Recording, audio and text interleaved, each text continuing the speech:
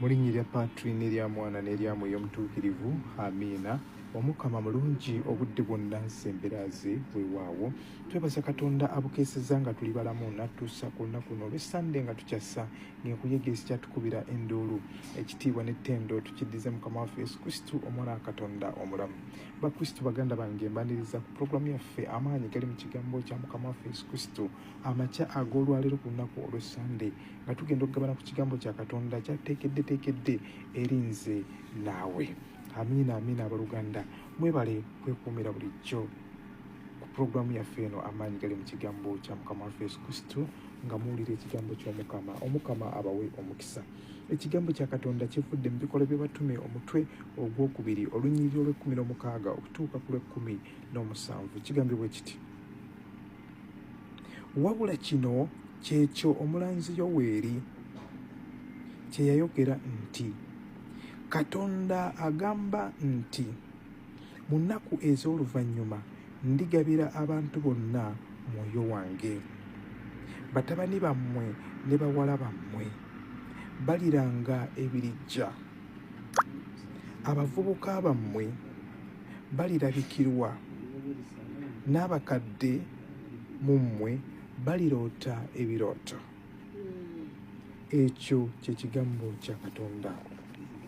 Bakristo baganda bange, Peetero yali ayogera ebigambo bino ku lunaku olwa Pentekooti ng'agamba Abayisirayiri ebyo byonna Omukama bye yagamba Yoweeri omulanzi, nti Omukama alitugabira Mwoyo Mutuukirivu. Omukama aligabira batabani bammwe ne bawala bammwe Mwoyo wa Katonda ayongere okubamanyisa n'okubaluŋŋamya, amiina buluganda, n'okutubuulira ebirijja n'ebiribaawo mu bulamu bwaffe obw'omwoyo n'omubiri. Amiina buluganda.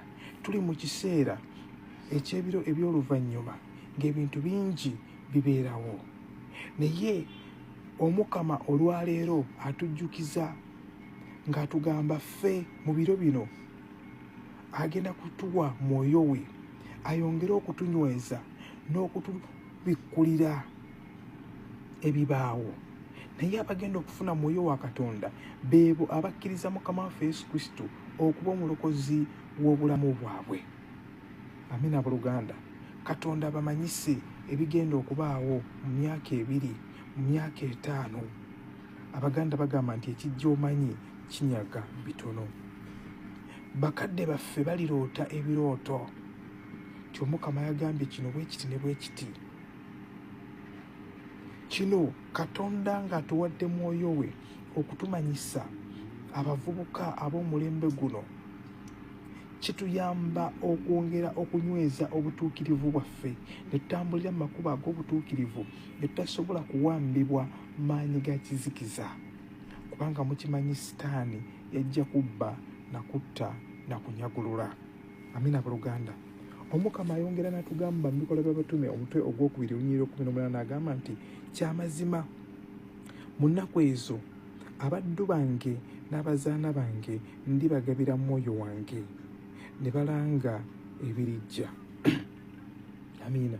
Abaddu ba Katonda n'abazaana b'Omukama Katonda asuubiza agenda kubawa mwoyo we basobole okulanga ebiribaawo n'ebirijja. Omuntu oyo akkiriza Mukama waffe Yesu Kristo okuba omulokozi w'obulamu bwe afugibwa mwoyo era aluŋŋamizibwa mwoyo n'amugamba kino tokikola, kiri tokikola. Amiina buluganda. Y'engeri yokka etuyamba okwongera okumanya ekitiibwa kya Katonda n'okwagala kwa Katonda eri obulamu bwaffe. Pawulo atugamba mu Romanisi omutwe ogw'omunaana olunnyiriri olw'9 n'atugamba nti, naye mmwe oba nga ddala mwoyo wa Katonda ali mu mmwe, temufugibwa mubiri wabula mufugibwa mwoyo. Oyo atalina mwoyo wa Kristo si wa Kristo. Amiina. Amiina. Muwulidde bulungi ekigambo kya Katonda. naye mmwe oba ddala mwoyo wa Katonda ali mu mmwe temufugibwa mubiri wabula mufugibwa mwoyo. Mwoyo wa Katonda bw'abeera mu ffe tetufugibwa mubiri wabula tufugibwa mwoyo wa Katonda. Era Kristo bw'abeera mu ffe tufugibwa mwoyo wa Kristo. Amina buluganda. Naye oyo ataliimu mwoyo wa Kristo tafugibwa mwoyo wa Kristo. Amina. Ekivuunulwa nti abakkiriza Mukama waffe Yesu Kristo okubeera omulokozi w'obulamu bwaffe tufugibwa mwoyo wa Kristo era nga tulungamizibwa mwoyo wa Katonda okusobola okukola ebintu n'obuweereza bwa Katonda mu mikono emirambulukufu. Amiina. Nawe ekityo amaanyi ga mwoyo omutuukirivu bulijjo gakka ku abo abawulira ekigambo kya Katonda ne bakikkiriza ne bamanya amazima ne gabafuula ab'eddembe ne bakola ebyo Omukama by'ayagala. Ategedde kubira Kristo engalo ez'amaanyi. Nawe ekityo abavubuka ab'omulembe guno mu biro eby'oluvannyuma Omukama atusuubiza okutuwa mwoyo we atulungamye, atunyweze, atumanyise ebiribaawo ebirijja mu bulamu bwaffe obw'omubiri n'omwoyo, tuleme kusinkana buzibu nakabaate eri obulamu bwaffe, kubanga omulabe Sitaani yeeteeseteese bulijjo okutunyweza n'okutusiba ng'awuluguma ng'empologoma, ayagala okutulya atujje mu mikono gya Katonda. Na bwe kityo Omukama oyo atwagala, Mukama waffe Yesu Kristo yatusuubiza nti siribaleka nga bamulekwa wabula ndibasindikira mwoyo wa Katonda n'abalungamya. Na bwe kityo tukkirize Kristo bulijjo mu bulamu bwaffe, atunyweze era atulokole, atuwe amaanyi ga mwoyo omutuukirivu tusobole okutambulira bulijjo mu kitangaala kya Katonda nga tugoberera ekigambo kye era nga tuwuliriza ekigambo kye, nga tukola ekyo kyatugamba. Tuliranga ebiribaawo, tulikola ebyamagero mu linnya lya Yesu, tulirinnya ku njaba ez'obusagwa, tuliboggolera emisambwa n'emizimu n'eddogo ne biva mu bulamu bwaffe, kubanga tujja kuba tujjuziddwa amaanyi ga mwoyo mutuukirivu. Bakristo baganda bange, ekyo ekigambo kya Katonda Mukama waffe Yesu Kristo kyatugabanyizaako amakya ag'olwaleero ku lunaku luno olw'Essande. Mbaagaliza Sande ennungi, mbaagaliza wiikendi ennungi ne wiiki ejja ey'emirembe. Sigadde nze musomesa Looja nga bulijjo okuva mu Jesus our Saviour wamu n'ejjirya nnyaffe Bikira Maria St. Isidore Parish. Always and always don't forget that great thing that when God mixes with man. Mwenna mujjuzibwe amaanyi ga mwoyo omutuukirivu abakozese ebinene n'ebikulu mu bulamu bwammwe obw'omwoyo. Tukuume obutuukirivu bwaffe paka ku nkomerero. In the name of the Father, the Son and the Holy Spirit, be with us all. Amen. Bye bye, children of God. Mu linnya lya Patri n'erya Mwana n'erya Mwoyo Omutuukirivu, amiina. Abooluganda, Omukama mulungi ekiseera kyonna Omukama mulungi eraze embeera ze. Weewaawo twebaza Omukama olw'ebirungi by'atuwa eby'omwoyo n'emubiri. Twebaza Omukama olw'ekirabo eky'amaanyi ky'atuwadde eky'obulamu. Bannange, ekitiibwa n'ettendo kimuddire Taata emirembe gyonna. Twongera okwetonda olw'obutali butuukirivu bwaffe. Taata, tuli boonoonyi, tetugwanidde yadde n'akatono okujja mu maaso go, naye ate munnange gwe Kitaffe, gwe wekka ajjudde obusaasizi, gwe wekka agaba obulamu obutaggwaawo. Munnange tusaasire. Taata wange omulungi, Kitaffe omuyinza w'ebintu byonna, gwe yabamba eggulu okutali mpagi. Munnange, nyongera okukwasa abalwadde bonna. Kitange omusawo mu basawo, nsaba ogoola omukono gwo ogw'amaanyi ogwo ogw'ekisa gutuuke ku balwadde bonna era gubawonye Taata, kubanga gw'omuyinza w'ebintu byonna. Ayi Kitange, gw'ajjudde ekisa, gw'asonyiwa era asaasira. Nyongera okukwasa emyoyo gyonna egiri mu purigatori, egirina asabira n'egitalina asabira. Bawe ekitangaala eky'olubeerera, kibaakire Taata, batebenkere mirembe. Amiina. Mwasiibyeyo mutya nno abooluganda. Mbaaniriza nnyo mu pulogulaamu yaffe amaanyi gali mu kigambo. Ekyokwebulira kyaffe ky'olunaku olwaleero kivudde mu Koseya omutwe ogw'omukaaga olunyiriri olw'omukaaga. Ayi Mwoyo Mutuukirivu, Omutonzi waffe jangu otuule mu myoyo gyaffe n'enneema zo zigijjuze. Amiina abooluganda. Koseya omutwe ogw'omukaaga olunyiriri lw'omukaaga. Kubanga njagala ekisa so si ssaddaaka, n'okumanya Katonda okusinga ebiweebwayo. Abooluganda, oyo ekigambo wa Katonda. Olwaleero Omukama ayogera naffe gye tuli. Atugamba nti baana bange nze njagala kisa, era njagala mumanyi ne Katonda, njagala mumanyi n'ekitange, so si biweebwayo, so si ssaddaaka. Amiina abooluganda. Ate ffe tukola biweebwayo ne zissaddaaka, wabula ate ne twerabira okukola ekisa Mukama ky'ayagala n'okwagala Katonda. Amiina. Abantu bangi bakola obujogolijogoli, bakola obutajja. Omuntu ayinza okukunyiiza n'akunyiiza awatali nsonga, n'akunyiiza n'akuvuma n'akusesebbula, naye olw'okuba amanyi nti nno agenda kufuna ekintu kyakuwa, azibiikirize obusungu oba azibiikirize enneeyisa embi gy'abeera yakweyisirizzaako. Ekyo si kyekisa Mukama ky'agamba. Amiina. Eyo obeera okola ssaddaaka, kubanga ogamba akankole empisa embi, kanvume abantu, we n'abavuma nja funa ekintu wano kyengula nkole ki, mbasanyuse. We nabba ettaka lyabwe ku kyalo, nja funa akafo kembakoleramu oluzzi, nja bagulirayo ente, mbakolere epate balye banywe. Amiina. Eyo ebeera ssaddaaka. Ate nga Mukama ye ayagala kisa wamu n'okumanya Katonda. Amiina abooluganda. Ye by'ayagala. Kyokka ate ffe tubisuula, tubibuusa amaaso. So olunaku olwaleero Mukama ayogeddeko gye tuli. Ayagala twetereeze, tandika okole ebyekisa by'ayagala. Budaabuda banna bali mu mbeera embi, tobasindiikiriza luti, tobasendera eri olw'okuba munange bo tebeeyinza. Tobasendera eri, babudeebude.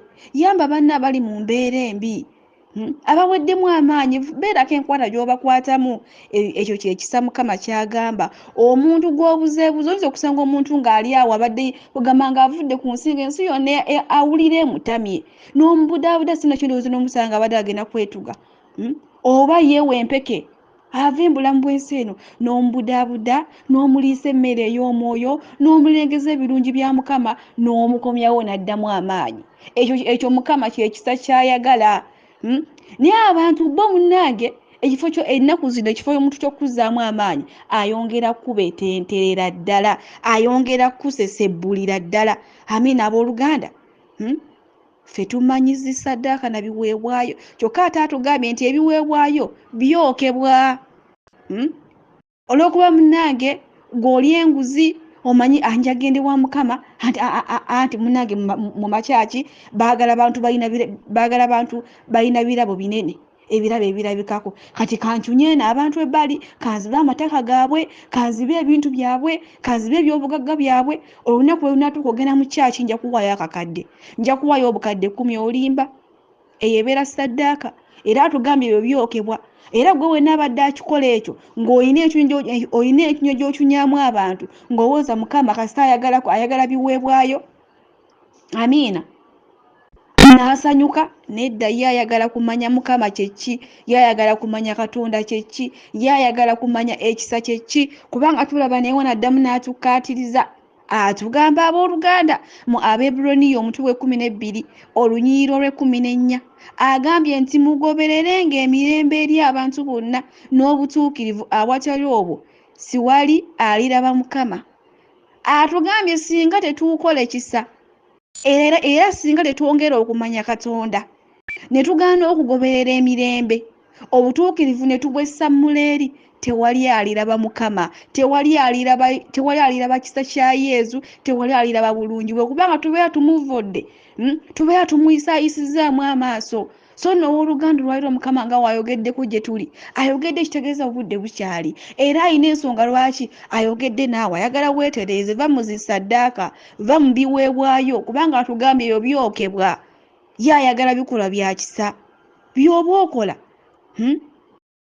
abantu abasinga ennaku zino bayambira mu makamera genda yamba banne abali obubi naye naye waliwo omuntu nga ye nga tewali kamera tasobola kuyamba osula n'osiiba enjala oba akagoye n'okambala ne kakutuka nga yajuzizza makeesi naye nga watali kamera tasobola kuyamba kati gwe munna nga ayambira mu zikamera eyo ebeera saddaaka atugambye ebyo byokebwa era gwe wenna wenna akyabikola obutuukirivu tobufunye obutuukirivu bukwesambye wali amina abooluganda so nno otugondera amateeka ga Mukama era akyatutwala kubanga Mukama atwagala atubuulira ekirungi n'ekibi gwe nga gwe omuntu takwata byampaka gwe nga gwe oli waddembe okwesalirawo nkole ebyekisa nyongere okumanya Mukama oba nkole ebya saddaaka nkole ebiweebwayo amina abooluganda waliyo eyo omusajja ku kyalo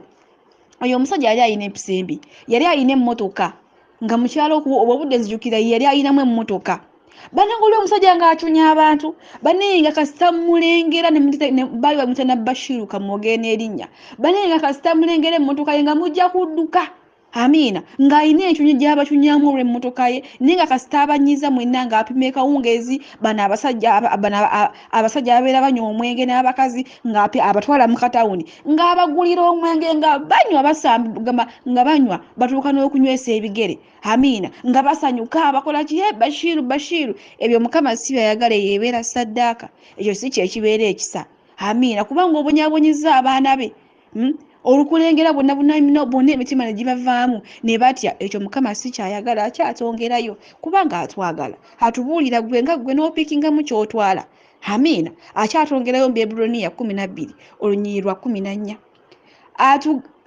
akyatongerayo mu Yokaana omutwe gwa 14 olunyiriri lwa 21 atugambye nti alina ebiragiro byange n'abikwata oyo nga ye anjagala anaayagalibwanga kitange nange nnaamwagalanga naamukabiriranga akitegedde akubiremu Yesu engalo ez'amaanyi alina ebiragiro bya Mukama n'abikwata ng'oyo ye talina kiragiro kyonna kyasobyamu amiina era oyo yenna ayagala kitaawe ayagala Katonda Yesu naye agambye ajja kumwagala era banaakaabanga wamu naye banaasekanga wamu amiina kubanga obeera oyagadde omusingi kwasibuka amiina naye ffe abantu abasinga ennaku zino twagala endongo ne twerabira olukoba tugamba mu Yezu n'ebiragiro byeyatuwa tetubikwata fe tuwoza kimu Yezu ne taata we yamusindika ku nsi ajja atununule ozina wekanga waliyo abatamumanyi nga n'okumwogerako tebamwogera nako kyokka ate ng'atugambye yensibuko amiina buli w'oyagala Mukama Katonda obeera oyagadde Yezu ate buli w'oyagala Yezu obeera oyagadde Mukama Katonda amiina abooluganda so tuleme bintu kubibuusa maaso ayagala kisa so si saddaaka ayogedde gye tuli olunaku olwaleero tulaba era mu ngero omutwe wa 15 nnyiro olwokusatu atugambye nti amaaso ga Mukama gaba mu buli kifo nga galabirira ababi n'abalungi kale bannange wulira amaaso ga Mukama gaba buli kifo byonna byokola bikole tulugunya abantu ng'omanyi ogenda kubalimbisa ogenda basanga obakuŋŋaanye obaweeyo 15,000 basanyuke naye ye manya Mukama akulaba amiina yakulaba byonna bikole basanyuka mwaka akaseera naye munange oluusi ekyo ky'obeera obalimbisizza kigenda kumala kyokebwe ezo ssente z'obeera obalimbisizza bagenda kuziya ziggwewo oba ekintu kyonna ky'obeera otulugunyiza abaana ba Mukama n'obalimbalimba bagenda kikozesa kiggwewo ate baddemu bakukaabirire amiina kuba kati nze oyo omusajja oyo gwe mbagamba Bashiru twali tuli baana bato naye nga buli omu ku kyalo nga yeekokkola omusajja naye nga olunaku lwazze n'abayiwamu nga kola wajja kusiba bawaana Bashiru naye naye munaye nga eyo moment olugwawo nga baddamu bagamba totubuulira ogwo ogusajja totubuulira oyo omusajja bye ebiweebwayo ebyokebwa Amiina. Osanyusa abaana ba Mukama ate omala n'obatulugunya byoke bw'atugaa byayagala kisa nakwongera kumanya taata we nakwongera kumanya Katonda atwongerayo akyatwongerayo. Amiina abooluganda, amaaso ga Mukama gabeera buli wantu, sobeera mwegendereza, tambuliramu eyo Mukama byayagala, kwata ebiragiro bye, kwata ebiragiro bye, w'obikwata ogenda kuvaako ki? Ogenda kwongokako eriiso oba agabadde galaba amaaso wagenda kuziba nti olwokuba otambulidde emikono gye otambulidde ebiragiro bya Mukama. Beerawo banna bali mu mbeera embi. Ekyokulabirako wano mu gurupu eno eya Jesus is our Savior, ebizibu waliwo akaseera akatuuka ebizibu ne biyiika, kino ne kiyiika, kino ne kiyiika. Bannange Ssabakristo n'afaayo n'ayogera, bannange mujje tukwataganyize wamu, bannange ekizibu kino nga tewali yenyegenya, buli omu asirikira Mukama oli. Amiina abooluganda, buli omu asirikira Mukama oli, ekyo si kyekisa. Munno omukabi yabeera munno ddala, yamba munno mu buli mbeera yonna. Ekisa kya Mukama oba okiina. Amiina. Era awo ne Mukama oba omumanyi, obeera wakwata ebiragiro bya Mukama, kubanga atugamba mwagalanenga mu buli mbeera yonna, mu bubi ne mu bulungi. Kyokka ate wano ku Jesus is our Savior twagalana mu bulungi bwokka. Amiina. Mu bubi tewali alabikako. Kambalangire nno nenga kigambo kya Mukama. Amiina abooluganda. Omukama abankuumire. Nsigadde nze Nabakoza Silivia okuva wano mu Jesus is our Savior.